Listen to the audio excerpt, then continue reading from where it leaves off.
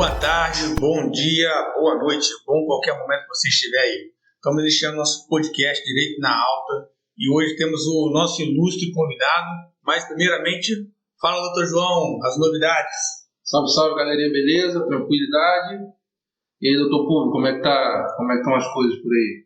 Caminhando, graças a Deus, tudo dando certo e estamos aqui crescendo, né? Hoje a gente tem convidado, é isso mesmo, no podcast? É um convidado especial que veio direto de Araracruz a brilhantar aqui o nosso bate-papo. Pô, que legal! E qual seria o nome desse ilustre advogado que está com a gente aqui hoje?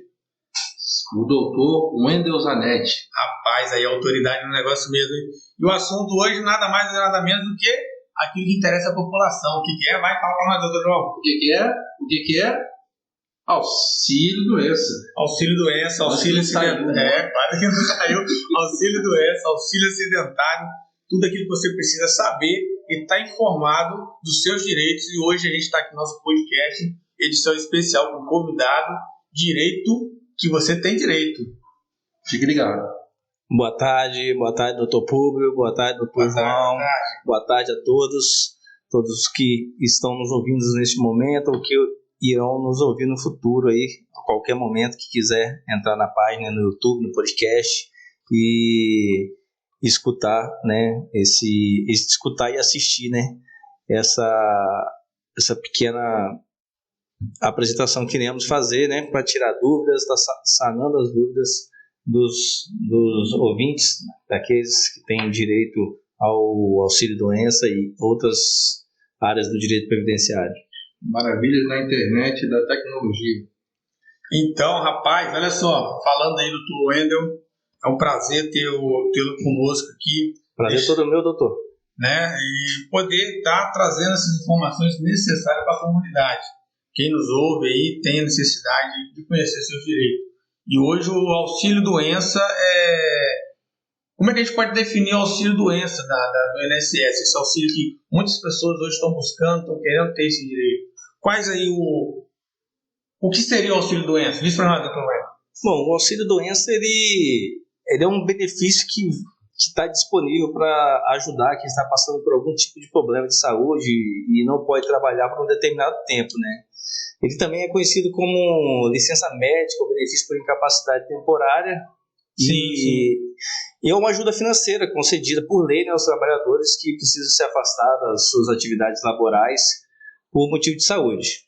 Então aquele camarada lá que ficou doente lá do coração, infartou do coração, teve um AVC, esse cara tem direito ao auxílio-doença? E o que seriam os requisitos, a regra para ele ter esse direito aí? Bom, ele tem direito sim, né, mas o interessante é que ele procura um advogado de sua confiança, né, para estar analisando se ele preenche todos os requisitos, né, e dentre esses requisitos para o recebimento do auxílio-doença é que ele seja segurado, está contribuindo ele seja segurado ou está contribuindo com a Previdência Social, né, ele tem que ter cumprido pelo menos uma carência de 12 meses, né, de contribuição do INSS e está afastado há pelo menos 15 dias de suas funções trabalhistas e comprovar um acidente trabalhista ou a doença que deixou incapacitado temporariamente para o trabalho. Né? Entendi. E no caso, Wendel, quanto tempo dura esse auxílio? Por quanto tempo esse cidadão que se acidentou ele vai receber esse auxílio? Bom, o tempo de duração do auxílio consultar o prazo de duração do benefício é essencial. Para isso é importante saber que não existe um período máximo para os beneficiários receberem auxílio-doença. Isso porque, em alguns casos, o auxílio pode ser recebido de modo indefinido, né? E quando ele é recebido de modo indefinido, né, que acontece várias prorrogações, pode gerar o direito à aposentadoria por invalidez. Né? Aí muda o tipo de auxílio? Bom, passa a ser aposentadoria por invalidez, né, após um determinado período de auxílio-doença, né, que se prorrogou por muito tempo, se você entra com um pedido de aposentadoria por invalidez e o que muitas das vezes o INSS concede.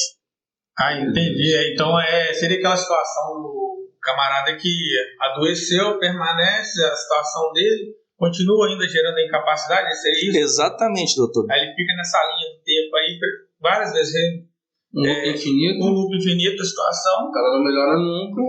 Exato, dessa forma mesmo. Aí vai converter isso aí numa aposentadoria de invalidez. Isso aí entra, faz o requerimento, né, de aposentadoria por invalidez devido ao longo período de tempo que esse trabalhador está recebendo auxílio-doença. E falando, já que você puxou a questão do requerimento, como é que o trabalhador, a pessoa que está nos ouvindo, consegue fazer esse requerimento do auxílio-doença? Qual seria os passos dele? Bom, para dar entrada no auxílio-doença, o beneficiário ele precisa de acessar o site do INSS, né, fazer um cadastro, né, login, juntar uma série de documentos e tem que escanear esses documentos com uma resolução muito boa que dê maior celeridade e facilidade dos analistas do INSS dar prosseguimento e deferir o pedido, né? Mas caso o beneficiário não tenha condições de fazer isso, o mais indicado é procurar um advogado previdenciário de sua confiança. Eu ia perguntar exatamente isso aí, porque às vezes a pessoa não tem condições de estar ali, né, fazendo... Falta de conhecimento também. Juntando laudo, juntando as perigos, as situações ali. Então, a melhor coisa que fica a dica aí. Isso, procura um advogado previdenciário de sua confiança, né, e aí com a ajuda do advogado previdenciário, o advogado previdenciário já vai fazer o checklist, né, toda a documentação que precisa para dar entrada no auxílio-doença, já vai estar acompanhando o beneficiário, já vai demonstrar para ele se realmente ele preenche todos os requisitos, para ele não precisar ficar dando voltas, né, no processo. Ele vai levar até o escritório do advogado toda a documentação e o advogado dá entrada, o que tornará muito mais célere o procedimento. Até porque quem já teve a experiência de mexer no site do sistema do INSS é uma belezura. Ali você tem que orar a Deus e pedir muita tranquilidade, porque o sitezinho é abençoado. Tem que orar muito, viu? O site do INSS... o site do INSS muitas das vezes, né, aparece que foi feito para não pagar, né, o benefício. Parece que foi feito. Rapaz, escutando história aí, eu já mexi em algumas coisas também a respeito e confesso que realmente o site do INSS, meu amigo, é uma maravilha. É uma maravilha, eles vivem mudando aquele sistema dele. Só para título de esclarecimento, né, há o auxílio doença acidentário, né, e também há o auxílio doença previdenciário, que são coisas distintas, né? Boa. Mas abre esse leque aí, explica pra gente o que é, então. O auxílio doença previdenciário é aquele que ocorre por motivo de afastamento por doença ou lesão que não foram causados dentro do ambiente de trabalho. E o acidentário é ao contrário, é aquele que aconteceu dentro do ambiente de trabalho, que está relacionado com a atividade profissional do trabalhador. Puxando então essa aba aí, o acidentário, qual seria os procedimentos, como é que a pessoa que sofreu um acidente de trabalho, o que ele tem que fazer? Bom, o funcionário que dê entrada você perguntou do acidentário, né? Quando o acidente ou a doença causada pelo trabalho produz sequelas permanentes que diminuem a capacidade laboral, ainda que em grau mínimo, ele tem direito, né, a estar entrando com o auxílio doença acidentário. Claro que a empresa pode estar fornecendo as informações para o INSS para estar adiantando esse pagamento, né, para o INSS já imediatamente dar início ao pagamento, haja vista que conclui-se que ele ficará afastado das atividades laborais por mais de 15 dias. Aí nesse caso, já vou dar uma deixa aqui para a questão trabalhista, né? Nesse caso, o empregado ou o empregador tem que puxar, fazer a CAT do... Exatamente. Exato. Né? Tem que puxar a CATzinha ali, né? Se não fizer, já sabe pagar uma multa e pode até sofrer um processo, né? Exato. Sim, entendi. Mas olha só, teve mudanças, e a gente sabe disso, que teve algumas mudanças aí. E quais as novas regras para receber o auxílio-doença, doutor? Bom, teve algumas mudanças que aconteceram em abril de 2022, né, que muita gente não tomou conhecimento ainda, até porque as leis, né, elas são feitas medidas provisórias, são votadas leis, sancionadas, e a divulgação para a população em si, são muito limitadas. Até para nós mesmos, se a gente não ficar acompanhando, a gente acaba ficando desatualizado, né? Quanto mais a população que não acompanha as regras legais como nós. Então, as principais mudanças foram anulada a avaliação da perícia médica, né? como todos sabem, né, para você conseguir auxílio-doença, você precisa fazer uma perícia médica. Só que a partir de agora, a legislação atual assegura que não é mais necessária uma avaliação médica do Instituto Nacional de Seguro Social, ou seja, o INSS, para conceder o benefício. O que passa a ser exigido é a avaliação documental que comprove a doença do segurado. Então, nesse caso aí, o segurado ele não tem a necessidade de estar fazendo essa perícia de imediato, porque às vezes fica um ano marcando, esperando perícia. Mas aí, no caso, então, eles iriam por conta própria e apresentariam o atestado médico, seria isso? Não. Só, é como se tivesse trocado 6 por meia dúzia, né? Porque é o seguinte, essa avaliação é meio que o mais do mesmo, né, que o INSS fez, que não deu para compreender muito bem qual foi o objetivo deles e por que eles fizeram isso. E essa avaliação documental ela é feita com base em laudos e atestados médicos realizados pelo próprio INSS. É como se fosse... Mas vai ter que passar pela análise de papel. Então, aí beleza. Aí uma outra regra que mudou é o auxílio acidente passa a exigir exame médico. O auxílio acidente passa a exigir exame médico a partir de abril de 2022. Passou a ser essa nova regra. Toda a documentação que já tinha que exigindo, agora existe também a questão médica, né? Sim, a nova MP, né, a medida provisória, traz informação de que os segurados que recebem auxílio acidente também serão obrigados a realizar o exame médico a cargo do INSS, que é um processo de reabilitação profissional ao tratamento. E teve uma mudança no fluxo dos recursos administrativos, né, que no caso em que o segurado não concorda com a avaliação médica profissional, né, ele pode pedir uma atualização do auxílio-doença. Entendi, que aí seria o caso do recurso ou caberia um recurso aí? Não, né? No caso ainda está dentro da fase de análise. Isso aí, não. É como se fosse um recurso, né? Ele foi negado, então ele tem 30 dias, né, para recorrer. A nova isso aí, entendi. Exatamente. Agora falando a questão de perícia, quanto é que um segurado vai receber aí de auxílio-doença?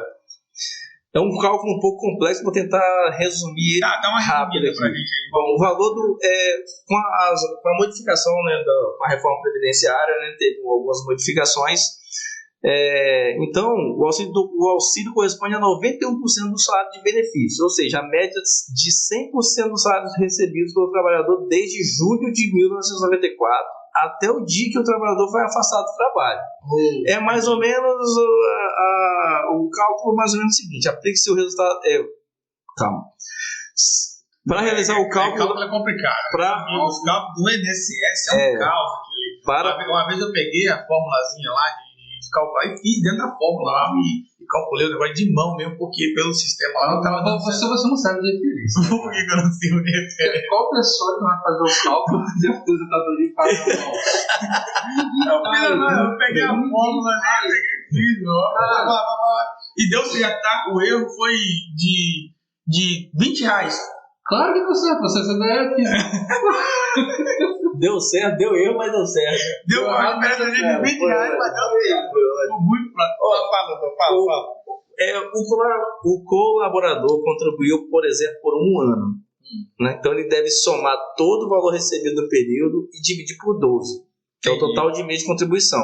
Aí, o que acontece? Aplica-se no resultado ainda o coeficiente 91%. Entendi. Entendeu? Entendi. Então vai dar uma média de um salário mínimo. Ou seja, no mínimo um salário mínimo. Para nós esse cálculo é complexo. Para mim, então. Imagina para quem está ouvindo a gente. Né? Então, vai ter que procurar um previdenciarista mesmo para fazer esse cálculo. Estamos aqui com um aqui excelente aqui. A conversa hoje está cada vez melhor. Dr. Wendel, especialista na área previdenciária. Qualquer dúvida, procure seu advogado de confiança, mas estamos à disposição também. E aí, aproveitando também, é que recentemente eu fiquei sabendo por alto assim, sobre uma questão relacionada à revisão de pensão por morte, que foi naquela questão durante a reforma. Existia teve a reforma e aí meio que parou de valer. Rapaz, eu ouvi isso aí, realmente teve. Realmente aconteceu isso em 2015, né? Foi durante o governo do Michel Temer. Você queria entrar no mérito da política aí, né? Mas foi durante o governo do Michel Temer que aconteceu algo aí da pré-reforma, né? Uhum. Nos ilumine sobre o assunto. Bom, o que aconteceu foi o seguinte. Foi ótimo. Eu imaginei uma mão vindo por cima da gente aqui, iluminando o podcast nesse momento. Logo vamos começar a gravar os podcasts, vamos ver como é que é a resenha aqui dentro. É até uma deixa, né, pro próximo podcast, né, já que o combinado é falar no próximo podcast de pensão por morte, né, então até uma deixa pra gente adentrar um pouco mais nesse assunto no próximo podcast. Mas só pra dar aquele gostinho. O que aconteceu em 2015 é que a pensão era calculada com base em 100%, né, da aposentadoria do decujus, né? Decujus no nosso linguajar jurídico, né? No linguajar no popular, o falecido. É o finado, é o cara que partiu dessa, né, e foi pro céu. Aí, porém, em dia 1º de março, né, de 2015, o governo publicou um decreto determinando que pensões concedidas a partir de sua vigência seriam calculadas com base em 50% das aposentadorias, mais 10% por dependente. Ou seja, em regra, houve uma diminuição drástica desse valor, né? Sim. Só que ainda em 2015, mais precisamente, se eu não me engano, foi no dia 17 de junho de 2015, né? Esse decreto ele foi revogado. Com isso, o cálculo voltou a ser 100% da aposentadoria, pelo menos até a reforma da Previdência. Qual foi a data que ele foi de 2015 até quando? Consegue? De março de 2015 até 17, do dia 1º de março de 2015 até 17 de junho de 2015. Entendi, então praticamente ficou aqui uns 6 meses mais ou menos. Não, 3 meses aí com essa vigência aí, né? Isso aí. 50 mais 10%. Isso aí. E depois ele foi revogado. Aí revogou. Isso aí. Mas aí se revogou, o que acontece? Quem entrou com o pedido, né, de pensão por morte nesse período aí, de março de 2015 a junho de 2015, ficou no prejuízo. Tá no prejuízo. Aí o que acontece? O INSS ele reconheceu o erro e acabou revisando, né, algumas pensões por morte, mas nem todos, né, foram revisados. Acontece erros, né, tudo muito eletrônico. Então tem gente que ainda recebe esse valor aí sem ter sido revisado pelo INSS. Então, se você que está nos ouvindo recebe o seu benefício de pensão por morte que foi concedido entre março de 2015 e junho de 2015, você tem direito a uma revisão na sua pensão por morte. Olha isso, essa aí eu não sabia não. Então, eu não sabia não. E como é que tá a regra hoje para essa pensão por morte aí? Consegue puxar uma coisinha? Em 2019, a reforma começou em 2019. Foi. Né? Em 2019, o atual mandatário do governo brasileiro aí, federal, ele sancionou essa lei, né? E a que está valendo hoje é essa regra, 50 mais 10. 50 mais 10, entendi. Então quem fez lá em 2015, lá nesse período de março a junho aí, tem direito à revisão da pensão. Rapaz, eu não sabia disso não, hein? Agora você ficou sabendo. Caraca, moleque, não sabia não. Tem um equívoco aí, na verdade,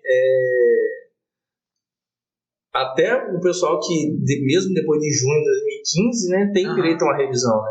Porque ela foi revogada. Ela foi revogada. E só voltou a ser sancionado novamente em janeiro de 2019, né? Então todo mundo que foi... Então são 4 anos de revogação? Na verdade, nós temos que analisar... Eu não lembro de cabeça agora. Vamos trazer isso no próximo podcast. Aí no próximo podcast a gente traz todas essas informações certinho, porque eu não lembro de cabeça datas exatas agora. Foi só um aperitivo. Foi só uma curiosidadezinha que rolou, então fica ligado aí. Tem mais podcast, Direito na Alta, e quando o direito é na alta, meu amigo, aqui é na alta mesmo. Então, doutor João, o importante é que o direito está na alta. O direito é na alta. Então, galera, a gente está terminando a conversa por hoje, e queria agradecer mais uma vez a presença do Dr. Wendel. Eu que agradeço o convite de vocês. E aí, doutor Wendel, se o senhor quiser também, perdão, desculpe te interromper, só assim, já passa também pra galera aí a sua rede social, pra quem quiser entrar em contato contigo. Minha rede social, o Instagram é o Wendel_Zanetti_advogado. Me segue lá, que você todo dia tem informação quentinha a respeito de direito previdenciário, direito criminal e outras áreas afins. O cara é brabo demais, viu aí? O cara é brabo. Então, finalizando mais um aqui. Mais um direito. Agradecer mais uma vez ao Dr. Wendel pela participação. Obrigado a vocês. Dr. João, tamo junto aí nessa parceria nosso podcast Direito na Alta. E vamos que vamos, até a próxima. Abraço. Deixa o seu like.